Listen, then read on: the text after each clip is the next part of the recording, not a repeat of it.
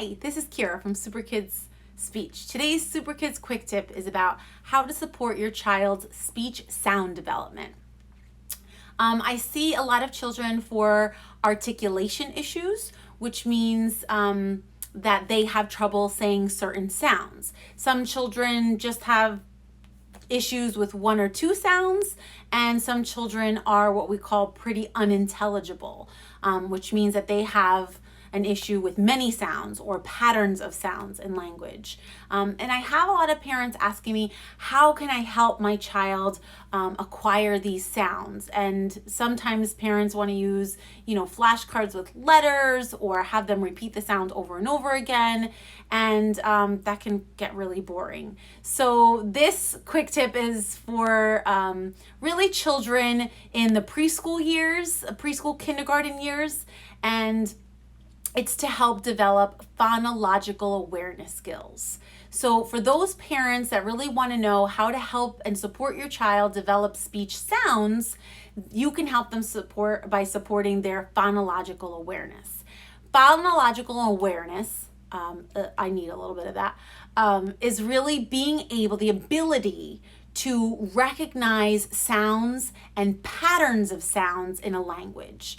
And that's why in the preschool years, in your child's preschool, a lot of times they'll do a lot of things to support their phonological awareness. And so here are these three tips that you can do that they're probably already doing in preschool if your child goes to preschool, but that you can do at home to support your child's speech sound acquisition.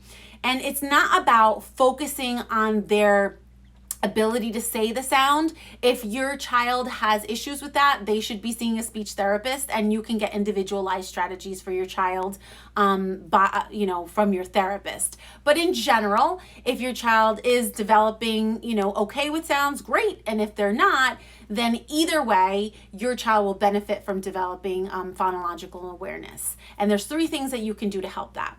Number one is teach them and sing with them nursery rhymes. And I know a lot of times we don't do that anymore. That kind of seems old-fashioned. But a lot of times nursery rhymes have great patterns and great pentameter. So your child can hear that repetition and can hear that sing-song pattern and the rhyming words. And, doing that over and over will help them develop the pattern, understand the pattern in those songs or in those rhymes. Number two is doing different actions to signify different syllables and words. So what I mean by that is sometimes you can play a game by tapping out syllables and words, or snapping out syllables and words, or did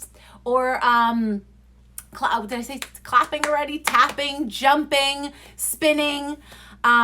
This game I play a lot with my children in therapy, and I tell parents to do this a lot wherever you are. So you can play a game around the dinner table where you clap out everybody's name according to their syllables. And then you can say, oh, wow, mommy has 3 claps in her name and sister has 2 claps in her name. Or at the grocery store when your child is in the cart and you're picking out a few things, let's snap out the names of these things while you're waiting online.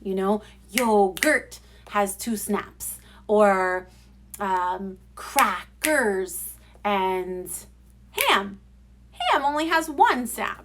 So just being able to recognize that words are made up of different parts, and some words are longer and some words are shorter, is important for their sound development. And then the last thing you can do is read books with rhyming words in them. Rhyme is really important for pre-literacy, and also that the ability to articulate those sounds can be helped by understanding how certain words sound like other sounds. Certain words sound like other words. So here's a couple of examples of that. I have Little Blue Truck Leads the Way. Again, this is a preschool book. This is not meant for toddlers. This is preschool or kindergarten. It's a story narrative, but every page has a great rhyming pattern in it. And so reading this over and over again will help them kind of tune in to the patterns of those rhymes. Another one is Put Me in the Zoo. These kind of early reader books, bright and early board books, they have Dr. Seuss on them, but this is not like a full-scale Dr. Seuss books. Dr. Seuss books are great for rhymes, but they tend to be really long, and you kind of need your child to be interested in being able to sit and listen to stories for a long period of time. And if they can, great, use Dr. Seuss books because they're awesome. But this is a good kind of abridged version of a Dr. Seuss books with a lot of good rhyming patterns in them. Another author is Eric Carle. Anything Eric Carle writes a lot of times has this pentameter. It has the same words repeated over and over again. It has rhyming patterns in it. And so that's great to develop phonological awareness skills. So those are the 3 tips for developing phonological awareness, speech sound awareness.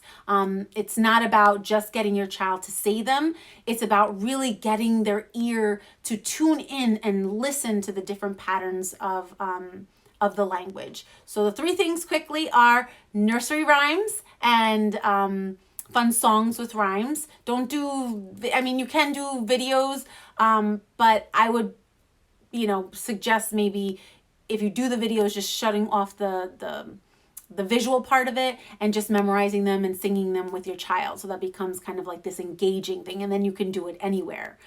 And then number 2 would be clapping, tapping, spinning, stomping out syllables and words. Make it a game in different places wherever you go.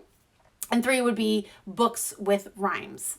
Very important. You can just Google preschool books with rhymes and you'll get a whole list of great preschool books that have, that nice pentameter and that nice pattern of language with the rhymes to help your child tune in to those patterns. So I hope those 3 things help, and see you next time. Thanks. Bye.